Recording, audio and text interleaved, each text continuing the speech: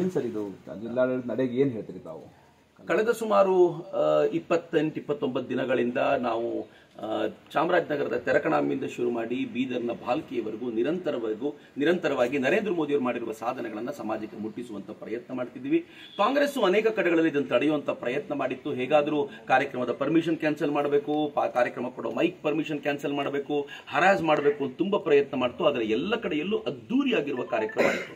ಪ್ರತಿ ಕಡೆಗಳಲ್ಲೂ 1-1.5 ಗಂಟೆಗಳ ಕಾಲ ಜನ ಸೇರ್ತಾ ಇದ್ರು. ಅವರು ಪ್ರೀತಿಯಿಂದ ಇದರಲ್ಲಿ ಭಾಗವಹಿಸ್ತಾ ಇದ್ರು. ನರೇಂದ್ರ ಮೋದಿ ಅವರ ಕುರಿತಂತೆ ಅವರು ಮಾಡಿರುವ ಸಾಧನೆಗಳ ಕುರಿತಂತೆ ತಿಳ್ಕೊಂಡು ಭಾರತ್ ಮಾತೆಗೆ ಜೈಕಾರ ಹೇಳಿ ಹೋಗ್ತಿದ್ರಲ್ಲ, ಅದು ಈಗ ಚಿತ್ತಾಪುರಕ್ಕೆ ಬಂದಿದೆ. ಚಿತ್ತಾಪುರದಲ್ಲಿ ವಿಶೇಷ ಏನು ಅಂತಂದ್ರೆ, ಅದು ಸ್ವತಃ ಮಲ್ಲಿಕಾರ್ಜುನ್ ಖರ್ಗೆ ಅವರ ಮಗ ಆಗಿರುವ ಪ್ರಿಯಾಂಕ್ ಖರ್ಗೆ ಅವರ ಕ್ಷೇತ್ರ. ಅವರಿಗೆ ಅವರ ಗಡದಲ್ಲಿ ಬಂದು ನಾವು ಮಾತನಾಡ್ತೀವಿ, ನರೇಂದ್ರ ಮೋದಿ ಅವರ ಕುರಿತಂತೆ ಹೇಳ್ತೀವಿ ಅನ್ನೋದನ್ನು ಸಹಿಸಿಕೊಳ್ಳಿಕ್ ಆಗ್ತಿಲ್ಲ.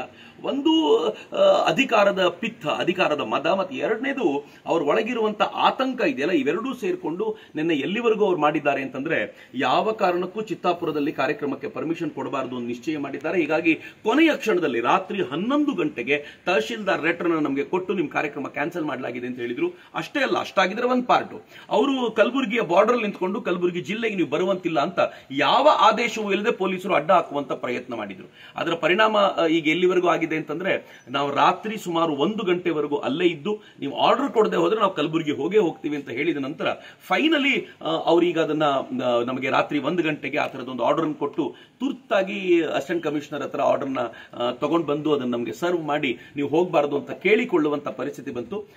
ಬಟ್ ಬಹಳ ದುರಂತಕಾರಿ ಸಂಗತಿ ಏನು ಅಂತಂದ್ರೆ, ಸರ್ಕಾರದ ಒಟ್ಟಾರೆ ಸೂತ್ರವನ್ನು ಹಿಡ್ಕೊಂಡಿರುವಂತಹ ಈ ಜನ ಪ್ರಜಾಪ್ರಭುತ್ವದ ಬಗ್ಗೆ ಮಾತನಾಡಿ ಅಂತ ಕೇಳ್ತಾರೆ, ಆಮೇಲೆ ಸಂವಿಧಾನವನ್ನು ರಕ್ಷಿಸಿ ಅಂತ ಕೇಳ್ತಾರೆ. ಆದ್ರೆ ವ್ಯಕ್ತಿಯೊಬ್ಬನ ರೈಟ್ಸ್ ಅನ್ನೇ ತಡೆಯುವಂತ ಈ ಪ್ರಯತ್ನ ಇದೆಯಲ್ಲ, ಇದು ಬಹಳ ಆತಂಕಕಾರಿ. ಕರ್ನಾಟಕದಲ್ಲಿ ನಾವು ಹಾಕಿರುವಂತ ಒಂದು ವೋಟು ಎಂಥ ಸರ್ಕಾರವನ್ನು ತಂದಿದೆ ಅನ್ನೋದನ್ನ ನಾವು ತಿಳ್ಕೊಳ್ಬೇಕು ಅಂತ ನನಗನ್ಸುತ್ತೆ.